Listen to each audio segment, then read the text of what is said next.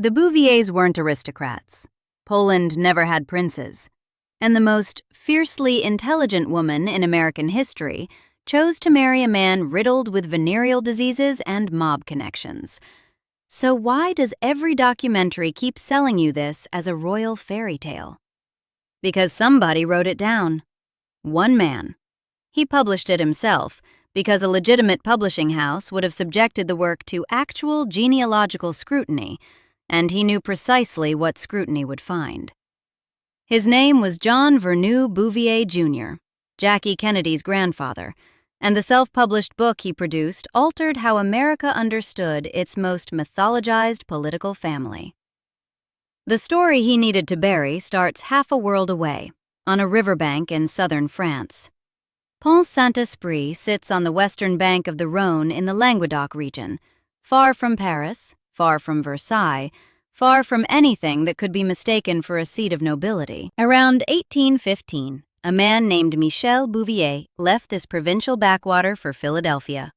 He was a carpenter, a cabinet maker, a tradesman who knew the grain of wood before he knew anything about American opportunity, and whose descendants would one day stand in the White House while media narrators called her family American royalty. Michel did what millions of immigrants did: arrived, worked, built. Then he did something most immigrants couldn't. Between 1830 and 1860, he leveraged Pennsylvania's anthracite coal deposits and the booming Philadelphia real estate market to construct genuine wealth. Coal powered mid-19th century America. Every furnace, every locomotive running on the black rock buried beneath the Pennsylvania hills.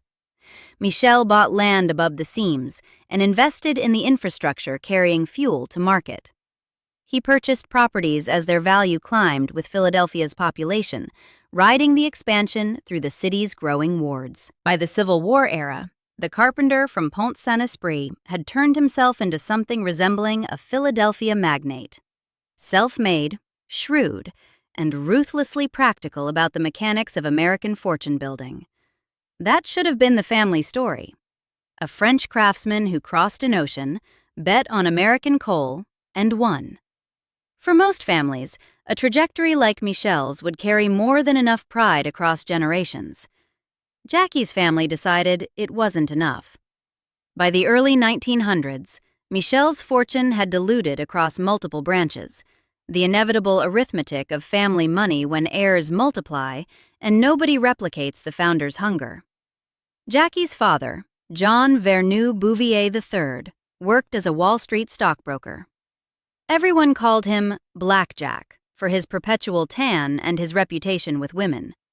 The nickname suggested glamour. The reality was grimmer. The 1929 crash gutted him so thoroughly he was forced to liquidate assets and survive on family trusts. Blackjack was a creature of the trading floor who treated his own luck as a birthright, and when the market disagreed, he had nothing left except what remained of Michel's coal empire, spread thin by decades of spending. The real money sustaining Jackie's childhood came from the other side of her family entirely. Her maternal grandfather, James T. Lee, was a self-made Irish-American real estate developer whose holdings included 740 Park Avenue, one of Manhattan's most exclusive residential addresses. Lee's fortune bankrolled the lifestyle that the Bouvier name decorated. The money keeping Jackie's world intact flowed through a family whose name carried zero French grandeur, zero aristocratic cachet, zero utility in the social mythology being constructed around the Bouvier identity.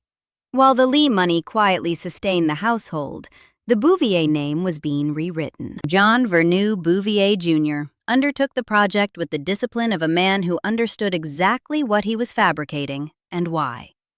His instrument was a book he titled Our Forebears, self-published around 1925 and later revised in an expanded edition. He produced it himself because a legitimate publishing house would have subjected the manuscript to genealogical verification, and Bouvier Jr. knew precisely what verification would find. Inside this volume, He concocted an essentially fictitious genealogy that replaced the family's actual origins with something magnificent, ancient, and entirely imaginary. The center of the invention was an elaborate claim tying the Bouviers to ancient families of the province of Poitou, a region in west-central France associated with established nobility and aristocratic lineages reaching deep into the medieval period. Poitou carried the right connotations: old lands, old names, old blood. Bouvier Jr. didn't claim his ancestors were minor provincial landowners or respectable rural gentry, modest assertions that might have survived casual inspection. He aimed far higher. He manufactured a lineage placing the Bouviers among genuine French aristocratic houses, implying centuries of aristocratic breeding, land tenure, and noblesse oblige. He crowned the fabrication with a coat of arms, the kind of heraldic device that European noble families accumulated across centuries of documented service to crowns and kingdoms, earned through battlefield valor or administrative loyalty, verified by heralds whose entire profession depended on accuracy. Bouvier Jr. simply designed one and attributed it to ancestors who never possessed anything of the sort. He then displayed it as though it had hung in a French chateau since the Middle Ages.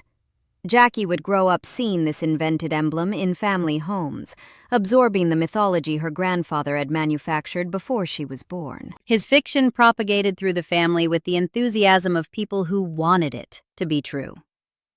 Big Edie Bouvier Beale, Bouvier Jr.'s own daughter, who would later achieve a very different kind of fame, living amid the raccoon-infested decay of Grey Gardens, declared to anyone within earshot that "we're all descended from 14th-century French kings." The granddaughter of a carpenter from Pont-Saint-Esprit, claiming Capetian blood. And people believed her. They believed because the Bouviers carried themselves with the complete confidence of people who'd internalized their own fiction, and because in early 20th century American high society, nobody bothered to check. The social register asked for your name and your address. It didn't dispatch researchers to French municipal archives.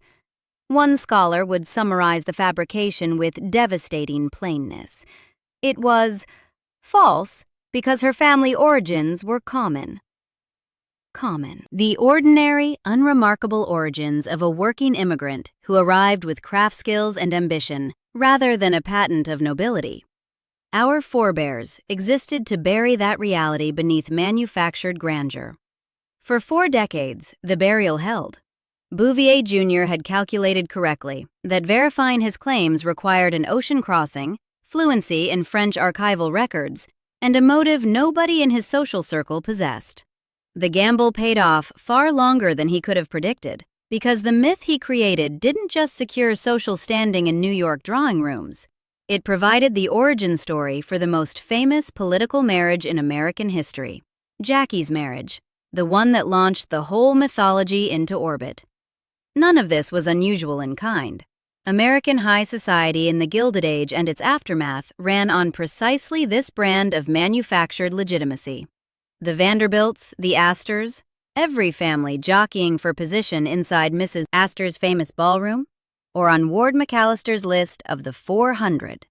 They all played variations of the same game, converting new money into old prestige through strategic marriages, purchased European titles, and self-published genealogies linking industrial fortunes to medieval courts.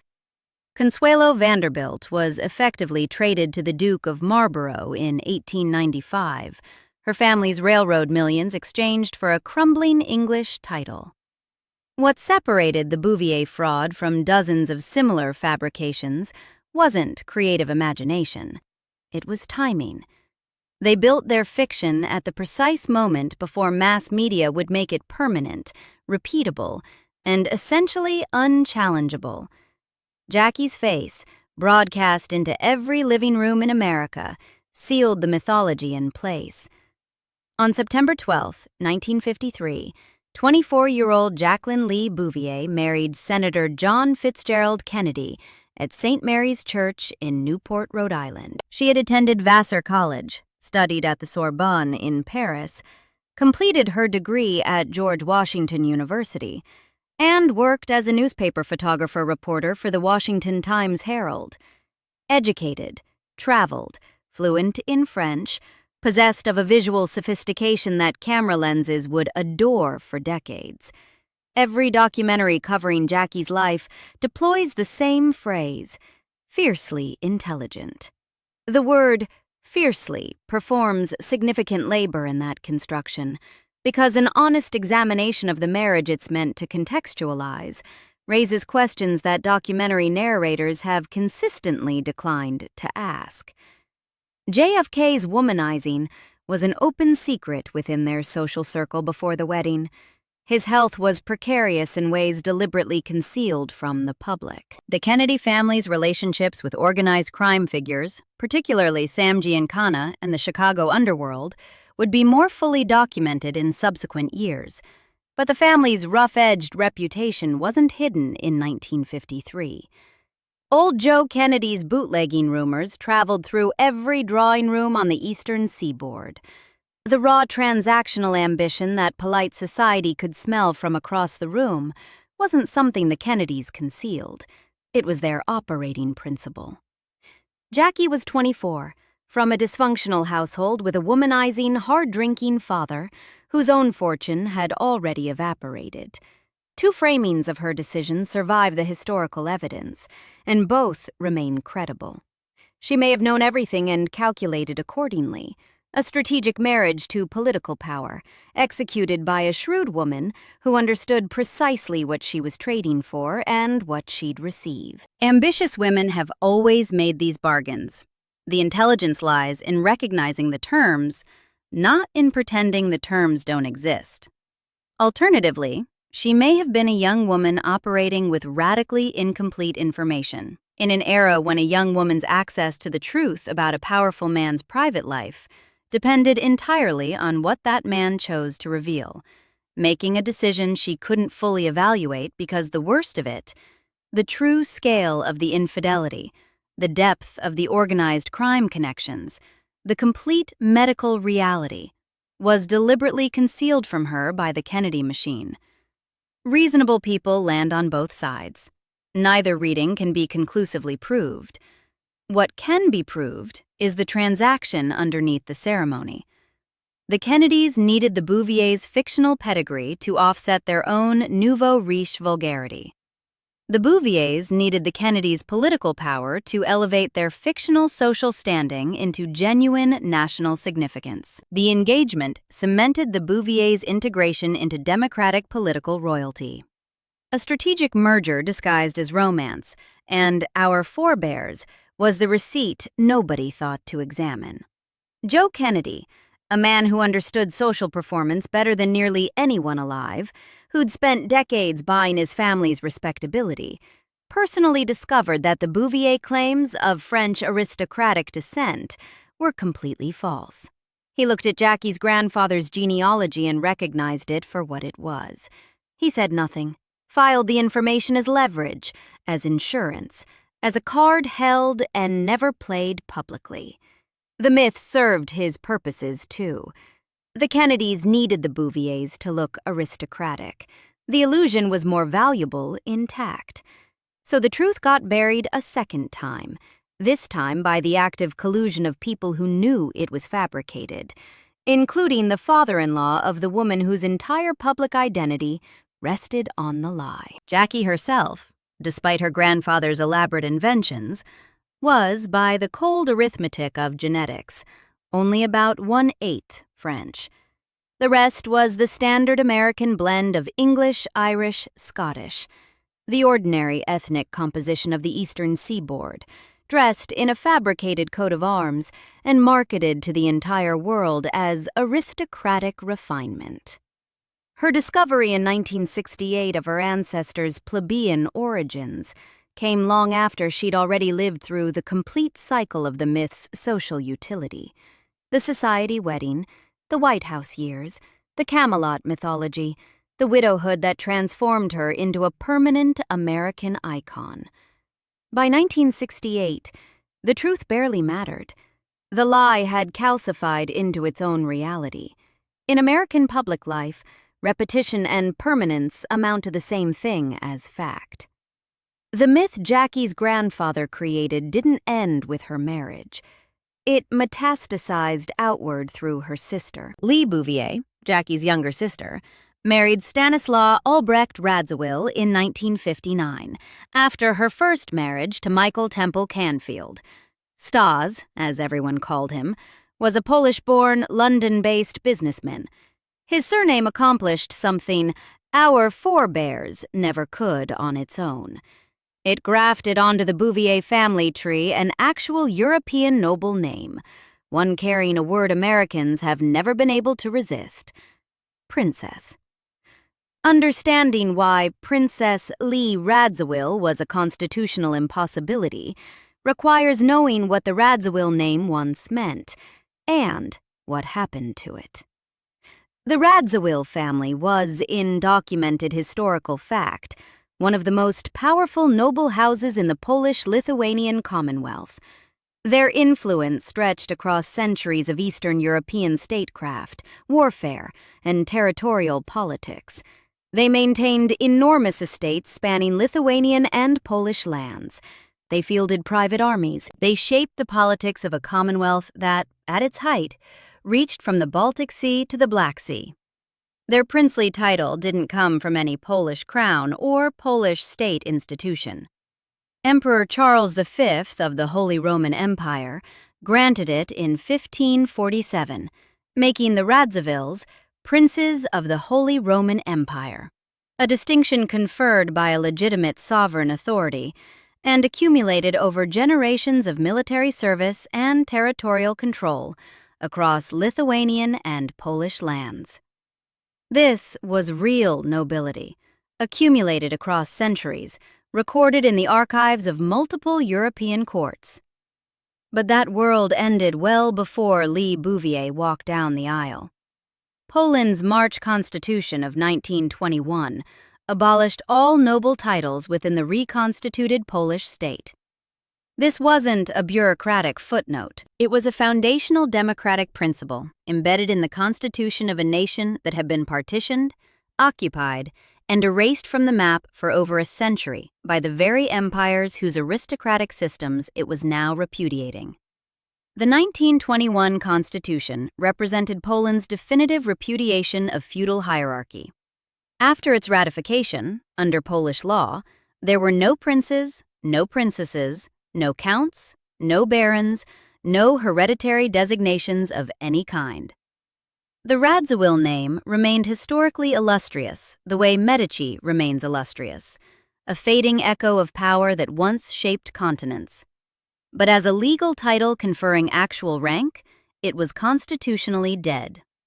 When Lee Bouvier married Stas in 1959, she married a man whose family had once held a princely title that his own nation had formally revoked 38 years earlier. The princess that American newspapers breathlessly applied to her, and through her to Jackie's orbit, was a social fiction, sustained by a media ecosystem that found the word irresistible, and an audience conditioned to accept European titles without asking whether the issuing authority still existed.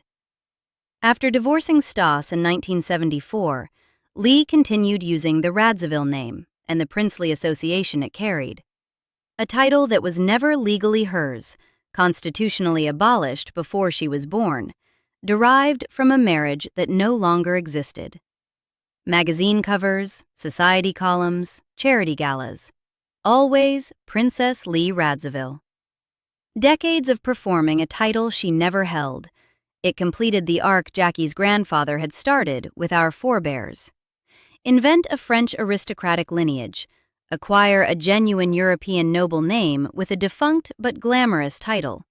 Perform that title with such consistency, the performance replaces reality. Lee's success proved that in America, constitutional law is no match for a good story told often enough. Every documentary cooperated with this framing. Every biography, every magazine profile, every prestige television adaptation. The narrative never varied, because the narrative sold. Aristocratic performs enormous labor in American media. It implies breeding, taste, natural authority, the kind of effortless superiority that money alone supposedly can't purchase. The documentary industry discovered decades ago that fallen royalty generates reliable revenue, and the Bouvier-Kennedy-Radziwill saga was the perfect vehicle. Each new production recycled the fabricated origin story.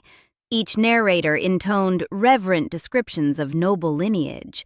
Each audience absorbed the myth because repetition had given it the weight of established fact. Nobody investigated Jackie's grandfather's genealogy for the same reason Joe Kennedy stayed quiet about it. The fairy tale was worth more to everyone than the truth. Inside the family, though, the myth Jackie helped make famous produced a moral fracture that none of those documentaries have been willing to examine honestly. Anthony Radziwill, the son of Lee and Stas, Jackie's nephew, grew up carrying one of Europe's most storied surnames while building a professional life that had nothing to do with it. He worked as a documentary filmmaker and television journalist at ABC News, doing the quiet, evidence-driven work that earns respect within a newsroom without generating tabloid coverage. Anthony was extraordinarily close to his cousin, John F. Kennedy Jr., not just family by obligation, but genuine best friends, bonded by the shared experience of growing up inside the same mythology, under the same public scrutiny, as children of the two Bouvier sisters whose identities had been defined by fabricated pedigrees and strategic marriages. Anthony was diagnosed with testicular cancer that metastasized, and he fought it for years with a privacy and resolve that the people around him described without any of the language of performance. He married Carol DeFalco, a fellow journalist and television producer at ABC News, in 1994. Carol had built her career in broadcast journalism before meeting Anthony. Her professional identity predated the Radziwill name. Anthony died on August 10, 1999. He was 40 years old. JFK Jr. had been killed in a plane crash off Martha's Vineyard just 3 weeks earlier. The two cousins who'd grown up together, inseparable through childhood and adulthood, died within 3 weeks of each other. After Anthony's death, Carol wrote What Remains, a memoir of fate, friendship, and love, published in 2005. The book became a New York Times bestseller. She later appeared on The Real Housewives of New York City for 6 seasons, from 2012 through 2018. The trajectory generates sharply opposed reactions, and both sides bring real evidence. Critics identify a woman who married into the Radziwill name and then systematically monetized it, grief memoir followed by reality television, after the man who'd given her the name was gone. Defenders counter that Carol was a working journalist and writer before she ever met Anthony, that writing is how journalists process experience, and that a writing career isn't the same thing as exploitation. Some viewers have raised her alleged friendship with Ghislaine Maxwell, a claim that circulates publicly but remains unverified, and treating allegation as established truth would be committing exactly the sin John Verneau Bouvier Jr. committed with Our Forebears, fabricating a narrative because it's convenient. Tina made a different choice entirely. Christina Radziwill, Tina, married Anthony and stood beside him through years of illness. After Anthony's death, Tina did something that inverted everything the Bouvier-Radziwill story had always been about. She largely vanished from public life. She reportedly inherited significant wealth from her mother's fortune and her aunt's, which meant she didn't need the Radziwill name to sustain herself financially or professionally. She wrote no memoir, made no television appearances, sat for no magazine profiles trading on the family mythology that the Bouviers had manufactured and that Lee had performed for decades. She chose silence and privacy, with a completeness that rendered her nearly invisible in the public record. That invisibility was the point. Carol published. Tina didn't. Carol entered the public sphere through her writing and her media presence. Tina withdrew from it with a finality that speaks for itself. Both responses are defensible on their own terms. A journalist processes lived experience through language and publication. Refusing to write might feel like abandoning a vocation. A private person processes grief and identity through withdrawal. Performing it publicly might feel like a violation of something essential.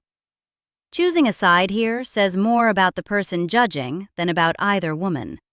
What the contrast reveals about the broader mythology Jackie's family built, the one her grandfather started, her marriage amplified, and her sister extended, cuts deeper than any judgment of Carol or Tina individually. The name, the title, the aristocratic identity were always a choice. A performance you could inhabit or refuse. Lee performed it for decades after her divorce. Carol entered public life under the name after Anthony's death. Tina held the Radziwill name, and she chose to do nothing with it. She walked away from the performance with the quiet decisiveness of someone who understood what the name actually was. A story someone made up, written down in a self-published book, sustained by a media industry that never asked to see the receipts. Anthony himself had lived with that same clarity. He spent his professional career making documentaries and reporting news rather than performing the Radziwill mythology. His dignity during years of cancer treatment didn't require a title, a coat of arms, or a constitutional fiction about Polish princesses. He worked. He stayed close to the people he loved. He fought the disease that was killing him, without converting the fight into public spectacle, and he died at 40, 3 weeks after losing the cousin he'd grown up beside, at an age when most people are still building the lives they'll eventually be known for. Jackie's discovery of her family's true origins in 1968 arrived after the myth had already accomplished everything it was designed to do. She'd been First Lady. She'd been widowed on live television. She'd been mythologized into an icon no living person could sustain. Whether she married JFK as a calculating strategist with open eyes, or as a young woman trapped by a decision she couldn't fully evaluate at 24, by 1968, the question had become academic.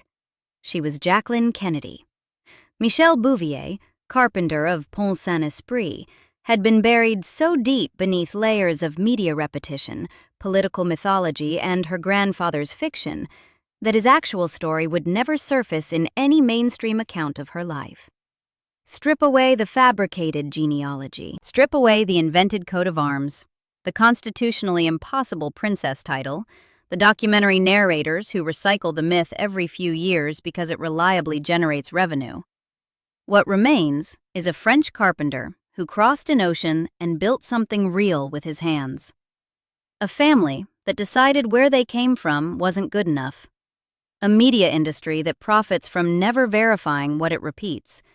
And Anthony and Tina Radziwill, who carried a name that was never what it claimed to be, and chose to live as though the name didn't matter. Everything on this earth is temporary. Titles dissolve, coats of arms fade. Documentary narrations get replaced by newer ones that repeat the same unexamined story. How you live when nobody is watching, when no camera is running, no publisher is extending an offer, no producer is pitching a season. That's the only inheritance that doesn't depreciate. Michel Bouvier would have understood. He built things that lasted with his hands, not his name. Subscribe for more stories like this.